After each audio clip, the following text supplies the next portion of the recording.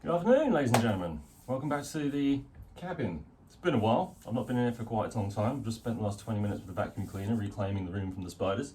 But I've kind of fought a path in here and cleared enough of the track to be able to hopefully do something with it today.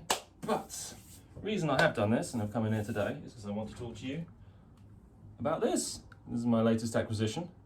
It is the quite pretty Scalextric Camaro Z28. This is the 1980 Z28, which is a new-ish mold that came out in the Bastos livery. And yeah, this car competed in the 1980 Spa 24 Hour. Hence the little spotlights on the front and things like that. I mean, look, I'm a sucker for spotlights on things. I think spotlights are cool, and that's cool. So yeah, there it is. Now, before we get too far into looking into this car, we'll have to talk about the main talking point, which seems to be doing rounds at the moment, which is the colour. It's not red. No, it's not red. It's burgundy. Whether that was intentional, whether that was an error from Scalextric's part or from the production side of things part, who knows. I've never seen this car in the flesh. It does exist, and it races at Goodwood quite regularly at the members' meetings and things like that, and does very well. But from the photos I've seen, yeah, this colour is quite far off the mark.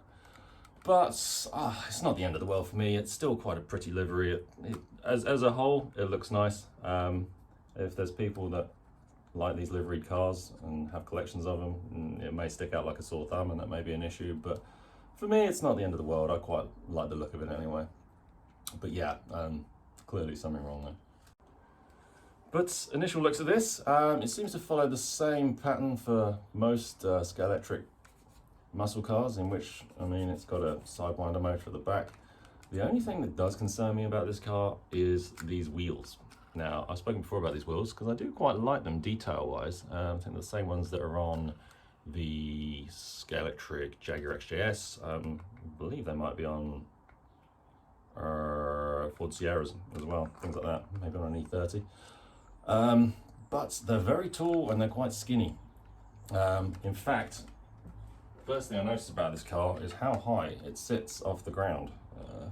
Yeah, there we go. The guide is really not very far in the slot here. If you compare that with a earlier Camaro, you know, these sit a lot more squat. I mean, you've still got decent ground clearance under there, but yeah, I have a slight fear that without some hefty weight tuning, this may be a little bit tippy, but time will tell when we get it out on the track.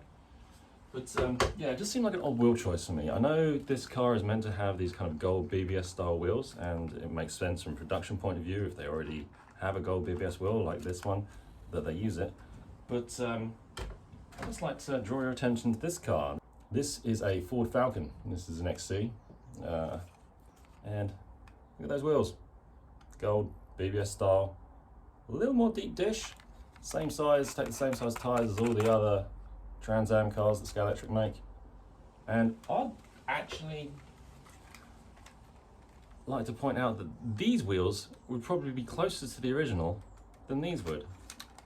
So I can't see why they didn't use these. These would have been much better.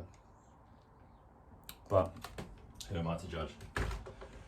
But we're going to run it for a bit and see how it drives and things. If I can, I might rob some wheels from Trans Am car, swap them over and see if that makes any difference, because it's going to drop it down by the best part of a millimetre, if not more. And yeah, I mean, the other main factor is I like to run these cars with these Sport Plus aftermarket tyres. You know, they slip on nice and easy, they level the playing field a little bit. I'm not sure they're actually going to fit on these wheels. I may be proved wrong. Let's have a little look now. Let's do this now. Ooh, that tyre's on there. Come on, off you go. Let's see if we can make these fit. Live tyre fitting. Whoa. Well, they kind of fit. No, they don't fit at all. Look, you see you've got this concave bit here where it's stretching so much over the wheel. It's like a bloody massive balloon. So yeah, standard, can't get off now. Standard Trans Am tyres are not going to fit this bad boy. So I can see me trying to get hold of some of these axles, because This car also did run with these mini light style wheels, so I'm not precious about it in that way. If I can find a set of those nice silver ones on there, I think that might improve this car no end. But I haven't even run it yet, I'm already talking about improving it. But I think the thing's going to be, we'll get it on the track, see how it runs, see what it does, and go from there.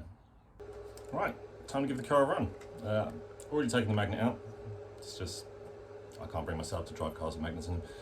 I've lubed everything up, and I've given the tyres an ever so slight bit of ghetto tyre truing on a bit of sandpaper down on the track, just to give them a fighting chance. Like I said, normally I'll put some Sport Plus tyres on, but in this instance we're going to have to go with this.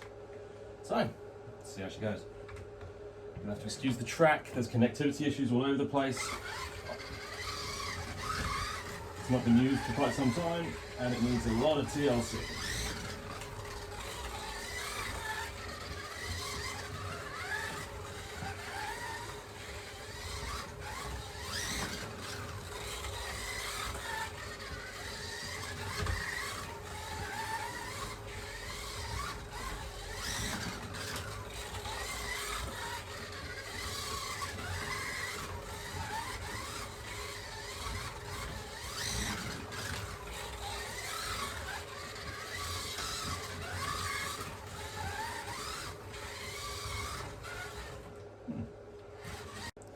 So the verdict, despite it being the wrong colour and arguably having the wrong wheels, it's a good looking car.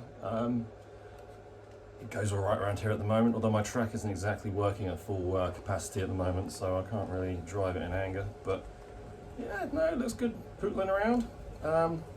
When I get the time, I will give the track a bit of TLC, and I'll want to do some timed runs with a few Trans Am cars, get all the Mustangs and the Camaros out, and we'll see how it fits in the ranking of that.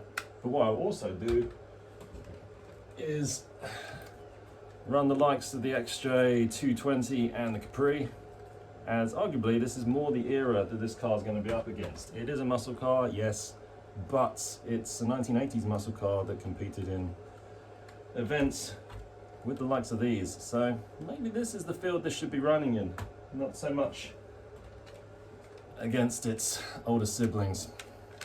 Who knows? But let's run them all and see where it sits. And then if it doesn't sit anywhere, maybe we'll start thinking about changing these wheels out and improving it a little bit. But for now, it's a good looking car. It's got some nice lights front and rear.